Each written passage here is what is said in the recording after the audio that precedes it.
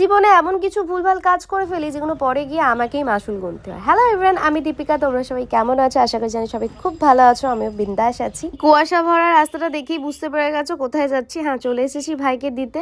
আর এই একটা দিন আমরা মিস করি না। তো যাই হোক, বাড়িতে চলে এলাম, এসে স্নান পুজো দেন প্রসাদ খেয়ে একদম ঝটঝট করে লেগে পড়েছি রান্নার কাজে। ভোগ লাগিয়ে আমি একটু বেরিয়ে গিয়েছিলাম, কারণ একটা কাজ ছিল সেটাকে মেটাতে। আর এদিকে দিশার আসার টাইম হয়ে গেছে, তাই দেখছিলাম একটু ওয়েট করে যেতেই দিশা এসে গেছে। দেন ওকে নিলাম, ওর আজকে ক্লাস আছে যেহেতু, তাই জন্য ঝটঝট করে একদম উপরে গিয়ে ওকে ফ্রেশ করালাম। একদম রেডি হয়ে খেতে বসে গেছে, যেরকম আমরা স্কুলে যাওয়ার সময় রেডি হয়ে খেতে বসতাম আর ওর ডান্স ক্লাসে যাওয়ার জন্য। আর এবার গবলুকে টাটা বলে একদম আমি আর দিশা বেরিয়ে পড়লাম।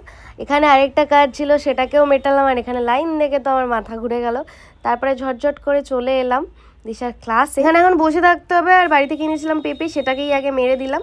আর এত লোকের সামনে মুখে খাবার পুড়তে যেন কীরকম লাগে, কিন্তু ক্যামেরার সামনে কি সুন্দর আমি খেয়ে নিলাম।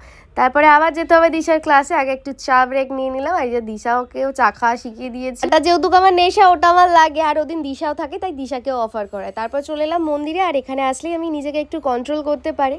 আর আমি একটুতেই রেগে যাই না, একটুতে বলাটা ভুল, আমি ভুল কথা কারো সহ্য করতে পারি না, তাকে একদম ঠিকঠাক জবাবটা দিই। আর সেটাই হচ্ছে এখন সবথেকে বড় ভুল। তো চলো, ভিডিওটা এই পর্যন্ত ছিল। তো দেখা হচ্ছে অন্য